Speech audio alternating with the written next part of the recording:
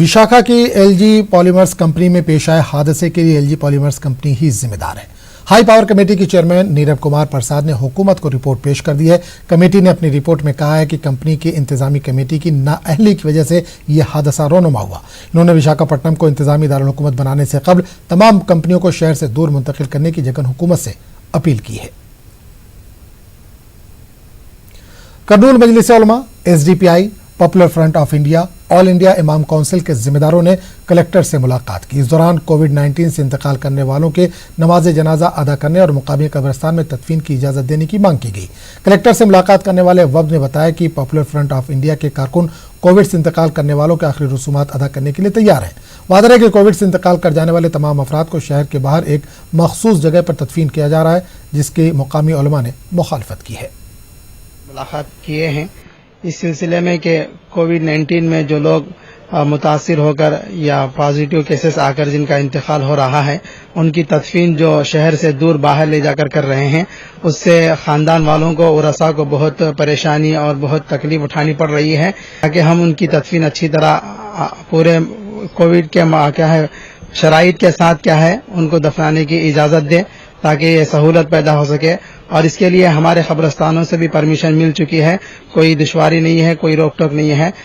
हम जिला कलेक्टर साहब से मुलाकात कर चुके हैं और उनसे हम दरख्वास्त करे हैं कि शहर के अंदर जितने भी कब्रिस्तान हैं, उन तमाम कब्रिस्तानों में कोरोना वायरस से मरने वालों को तदफीन किया जा सकता है और यही तदफीन करने की हम कलेक्टर साहब से अपील कर रहे हैं। और शहर के तमाम कब्रिस्तान वालों से भी हम इसमें दफनाने के लिए नो ऑब्जेक्शन लेटर भी हम उनसे लिए हैं। कोविड-19 से पेशेंट्स गुजर रहे हैं, उनको शहर से बाहर दूर तदफीन कर रहे हैं, जिससे उनके खानदान वालों को और यहाँ के अवाम को परेशानी हो रही है। इसके मुताबिक यहीं पे जो हमारे शहर के कब्रिस्तान है, उसी में तदफीन की इजाजत लेते हुए सभी कब्रिस्तानों से नो ऑब्जेक्शन सर्टिफिकेट लेकर आज डिस्ट्रिक्ट कलेक्टर से मुलाकात हुई है और उन्हें ये अपील किए हैं कि वो तदफीन की इजाजत यहीं पे दे और इन खिदमात को अंजाम देने के लिए पॉपुलर फ्रंट ऑफ इंडिया उलमा इकराम के साथ है। कलेक्टर साहब से दरख्वास्त करते हैं कि चाहे किसी भी तरह किसी मुसलमान का इंतकाल हो, उसको हमारे शहर के तमाम मुसलमानों के कब्रिस्तानों में उसकी तदफीन की जाए, जिसकी वजह से दूर दूर ले जाकर दफनाने में वारिसीन को चंद वजूहात की वजह से रियासत आंध्र प्रदेश में घरों के पट्टे की तकसीम का काम आर्जी तौर पर रोक दिया गया है।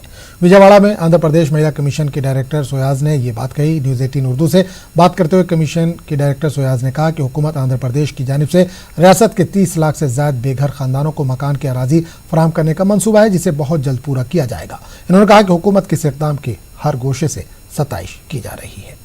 Distribution of 30 lakhs of house set pattas to exclusively on women name, but due to some administrative reasons or due to the political restrictions or pull against the political parties, it was temporarily stopped. But within 2 or 3 months, the distribution will be taken up by the government, and for that, Women Commission will give some support. And Women Commission already got support from NCW, National Commission for Women, and also all the states of the state commissions supporting the activity taken up by the government of Andhra Pradesh. That is exclusively to the women. 30 lakhs is really is an historical event. I think even the state commissions also expressed that in their states also such type of activity was not done. इस bulletin में फिलहाल इतना ही। मजीद ताज़ा तरीन खबरों के लिए आप लॉग इन कर सकते हैं news18urdu.com पर।